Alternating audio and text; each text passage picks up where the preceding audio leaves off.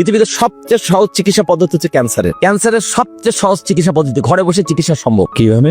এই মেডিকেল সায়েন্সের আদি বাবা হিপোক্রেটিসের ফর্মুলা, তাকে না খাইয়ে রাখো, প্রাকৃতিক জীবন্ত খাবার খাইয়ে বাঁচিয়ে রাখতে পারলে তার শরীর থেকে ক্যান্সারের সকল কোষ রিমুভ হয়ে যাবে। চ্যালেঞ্জ দিচ্ছি, যে কেউ এই চ্যালেঞ্জ গ্রহণ করতে পারে। আর সবচেয়ে কঠিন রোগ বলা হয় বা ধারণা করা হয় বা দেখা যাচ্ছে ক্যান্সার।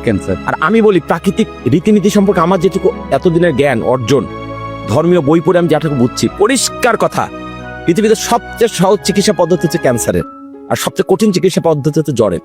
কি বলেন? এটা কিভাবে? এটা কিভাবে সহজে বুঝাই দিচ্ছি। ক্যান্সার কঠিন রোগ, আসলে এটা রোগ না, ক্যান্সার কোনো রোগই না। ক্যান্সার হচ্ছে শরীরের কিছু কোষের অস্বাভাবিক আচরণ, মানে যে কাজটা তার করার কথা তার বাইরে গিয়ে সে আচরণ করছে, উদ্ভট আচরণ করছে, ফুলে যাচ্ছে, বিকৃতি আকার ধারণ করছে, এটা হচ্ছে ক্যান্সার। কিন্তু ক্যান্সারকে কেন সহজ বলছি? কারণ দেখবে ক্যান্সারই শুধু শেষ কথা না, বলবে ব্লাড ক্যান্সার, বলবে স্টমাক ক্যান্সার, বলবে বোন ক্যান্সার। দ্যাট মিনস আপনার পুরো শরীরের কোন জায়গাটা অস্বাভাবিকত্ব অলরেডি আইডেন্টিফাইড।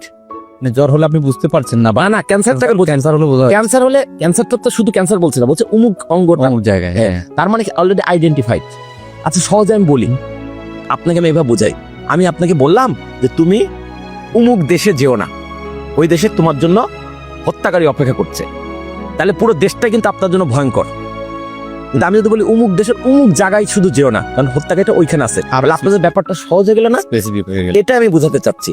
ক্যান্সারকে আমরা জটিল করে তুলেছি, কিন্তু আসলে ক্যান্সার জটিল না। ক্যান্সার অলরেডি আইডেন্টিফাইড যে শরীরের এই অঙ্গটা ক্ষতিগ্রস্ত। আপনি যখন চিহ্ন করে ফেলছেন এই জায়গা ক্ষতিগ্রস্ত, এটা ঠিক করে ফেলেন। আর জ্বরকে আমি কেন কঠিন রোগ বলছি, কঠিন সমস্যা বলছি? কারণ জ্বরটা মানে শরীরে কোনো না কোনো জায়গায় ক্ষতিকর কিছু ঢুকছে, কোন জায়গায় আনআইডেন্টিফাইড। তাহলে একটা রোগ চিহ্নিত, একটা অচিহ্নিত, কোনটা সহজ? আপনি কমন সেন্স দিয়ে বলেন। অবশ্যই চিহ্নিতটা। চিহ্নিত হতো ক্যান্সার, তাহলে ক্যান্সার সহজ, জ্বর কঠিন। এবার আসেন ক্যান্সারের চিকিৎসা পদ্ধতি। যদি ক্যান্সার হয়ে যায় কারো, প্রচলিত মেডিকেল সায়েন্সের ভাষায়, তাহলে প্রথম তার চিকিৎসা কি? ওই এই মেডিকেল সায়েন্সের আদি বাবা, দ্যাট মিনস হিপোক্রেটিসের ফর্মুলা, তাকে না খাইয়ে রাখো। ক্যান্সারের সবচেয়ে সহজ চিকিৎসা পদ্ধতি ঘরে বসে চিকিৎসা সম্ভব। কিভাবে? প্রথম আইডেন্টিফাই হলো সিরিয়াস তার কোন একটা অঙ্গের সমস্যা, কোন একটা অঙ্গে, যে কোনো অঙ্গে, তাকে টানা 3 থেকে 5 দিন, ক্ষেত্র বিশেষে 7 দিন পর্যন্ত শুধু লেবু পানি মধু খাইয়ে রাখতে হবে। লেবু পানি আর মধু, 1 গ্লাস গরম পানির মধ্যে, হালকা কুসুম গরম পানির মধ্যে একটু লেবুর রস আর 1 চামচ মধু।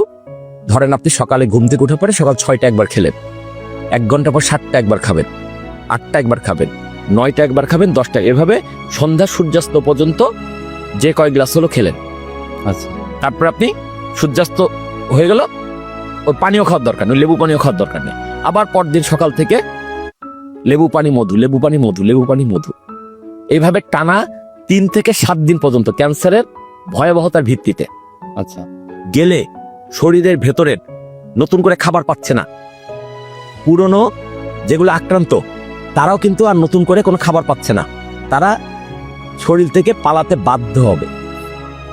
লেবুটা কাজ করবে হচ্ছে ক্লিনজিং এর, পরিষ্কার করার, কোষগুলাকে পরিষ্কার করবে। আর মধুটা হচ্ছে এই যে আমরা নর্মাল খাবার খেলে ক্যালোরি পাই, এই ক্যালোরি পূরণ করবে। পেট ভরার জন্য আমরা যেগুলো খাই সেই জায়গায়, সেটার জায়গায় মধুটা দিয়ে আপনার ওই এনার্জিটা বাঁচিয়ে রাখেন। এনার্জিটা বাঁচিয়ে রাখে। আমি ব্যাপারটা বোঝাতে পারছি কিনা? হ্যাঁ। তাছাড়া পবিত্র কোরআনে সূরা নাহলে আল্লাহ পাক পরিষ্কার বলে দিয়েছেন মধুর মধ্যে রয়েছে ব্যাধির প্রতিকার, সকল ব্যাধির প্রতিকার।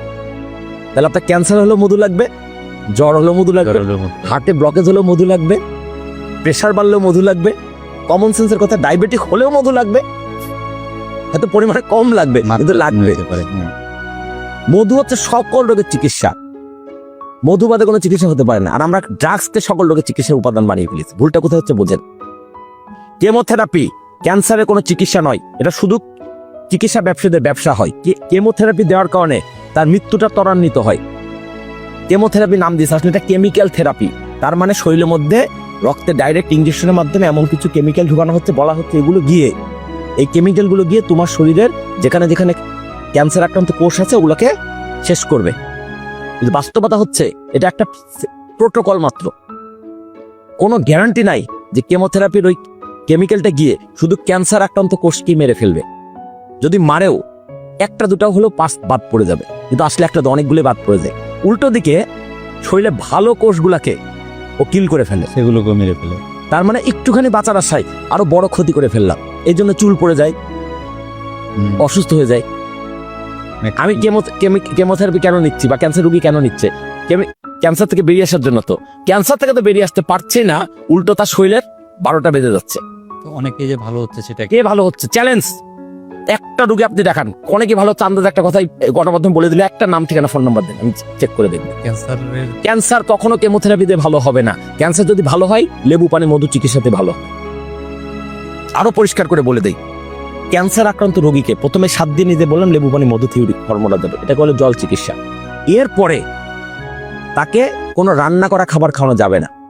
আমি নিশ্চিতভাবে বলছি, যে কোনো ক্যান্সার আক্রান্ত রোগীকে 6 থেকে 9 মাস আগুনের স্পর্শবিহীন প্রাকৃতিক জীবন্ত খাবার খাইয়ে বাঁচিয়ে রাখতে পারলে তার শরীর থেকে ক্যান্সারের সকল কোষ রিমুভ হয়ে যাবে। চ্যালেঞ্জ দিচ্ছি, যে কেউ এই চ্যালেঞ্জ গ্রহণ করতে পারে। আচ্ছা, তাহলে মধু, লেবু, পানি এটা 3 দিন 4 দিন 7 দিন খাবে, সাত দিন। এর বাইরে অন্য কিচ্ছু খাওয়া যাবে না।